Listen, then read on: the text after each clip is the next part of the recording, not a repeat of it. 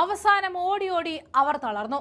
തിരുവായ്ക്ക് എതിർവായില്ലാതെ ഒരു വ്യാഴവട്ടക്കാലത്തിലധികം പശ്ചിമബംഗാൾ ഭരിച്ചു മമത ഒടുവിൽ വീണു പോകാറായപ്പോൾ അവർ ഓടിയെത്തിയത് സോണിയാഗാന്ധിയുടെ വീട്ടുമുറ്റത്താണ്. തറവാട് വിട്ടുപോയ മകളെ തിരികെ പിടിച്ചു കയറ്റുന്നത് പോലെ ഇരു കൈയും നീട്ടിയ സോണിയാഗാന്ധി മമതയെ സ്വീകരിച്ചു. ഇന്ത്യൻ രാഷ്ട്രീയത്തിന്റെ ഗതിവിധികളെ അടിമുടി മാറ്റാൻ ശേഷിയുള്ള ഒരു വൻ ഭൂകമ്പത്തിനാണ് ഡൽഹിയിലെ 10 ജൻപത്ത് സാക്ഷ്യം വഹിച്ചിരിക്കുന്നത്. ബംഗാളിൽ തൃണമൂൽ കോൺഗ്രസ് നേരിടുന്ന സമാനതകളില്ലാത്ത പ്രതിസന്ധികൾക്കിടയിൽ പാർട്ടി അധ്യക്ഷ Mamata Banerjee Congress parliamentary party chairperson സോണിയാഗാന്ധിയുമായി നടത്തിയ കൂടിക്കാഴ്ച കേവലം ഒരു രാഷ്ട്രീയ സൗഹൃദ സന്ദർശനമായിരുന്നില്ല, മറിച്ച് രാജ്യത്തിന്റെ ഭാവി രാഷ്ട്രീയം തിരുത്തി കുറിക്കാനുള്ള ഒരു വൻ നീക്കത്തിന്റെ തുടക്കമായിട്ടാണ് വിലയിരുത്തപ്പെടുന്നത്. 2021 ശേഷം ആദ്യമായി സോണിയാഗാന്ധിയുടെ ഔദ്യോഗിക വസതിയിലെത്തി മമത നടത്തിയ 1 മണിക്കൂർ നീണ്ട ഈ കൂടിക്കാഴ്ച ഇന്ത്യൻ രാഷ്ട്രീയത്തിൽ പുതിയൊരു ചർച്ചയ്ക്ക് തിരികൊളുത്തിയിരിക്കുകയാണ്.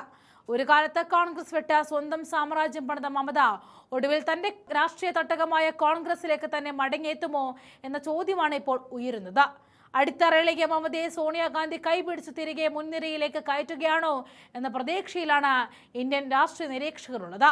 ഇന്ത്യ സഖ്യത്തിന്റെ യോഗത്തിൽ ഇരുവരും പരസ്പരം കെട്ടിപ്പിടിച്ചതും അടുത്തിരുന്നതുമായിട്ടുള്ള ചിത്രങ്ങൾ ഈയൊരു രാഷ്ട്രീയ പുനർകേന്ദ്രീകരണത്തിന്റെ വ്യക്തമായ സൂചനകളായിരുന്നു.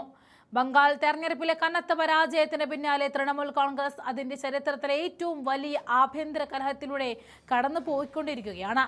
ശിവേന്ദു ശേഖർ റോയ് രാജ്യസഭാ അംഗത്വം രാജിവെച്ചതോടെ തുടങ്ങിയ പാർട്ടിയിലെ കലാപം ഇപ്പോൾ ഒരു പിളർപ്പിന്റെ വക്കിലാണ്.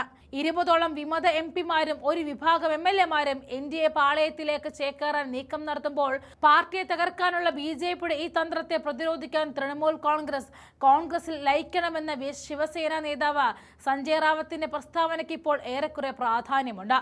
വിമതരെ അനുനയിപ്പിക്കാൻ അഭിഷേക് ബാനർജി പരമാവധി ശ്രമിക്കുന്നുണ്ടെങ്കിലും പ്രതിസന്ധി അത്രമേൽ രൂക്ഷമാണ്. മമതാ ബാനർജിയുടെ ഈ മടങ്ങിവരവ് യാഥാർത്ഥ്യമാവുകയും കോൺഗ്രസും തൃണമൂലും ഒന്നിച്ച് ഒരേ ശക്തിയായിട്ട് മാറുകയും ചെയ്താൽ അത് ദേശീയ രാഷ്ട്രീയത്തിൽ ഉണ്ടാക്കാൻ പോകുന്ന ചലനങ്ങൾ ചെറുതായിരിക്കില്ല.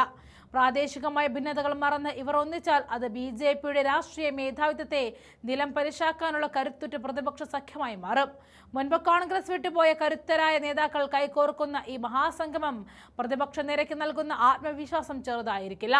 അടിത്തറ നഷ്ടപ്പെട്ട മമതയെ തിരിച്ചുയർത്തുന്ന സോണിയാഗാന്ധിയുടെ ഈ രാഷ്ട്രീയ തന്ത്രം രാജ്യത്തെ ഭരണകക്ഷിയായ BJPക്ക് കൃത്യമായൊരു മുന്നറിയിപ്പാണ്. വരും ദിവസങ്ങളിൽ ഇന്ത്യൻ രാഷ്ട്രീയം ഏത് ദിശയിലേക്ക് തിരിയും എന്നാണ് രാജ്യം ഇനി ഉറ്റുനോക്കാൻ പോകുന്നത്.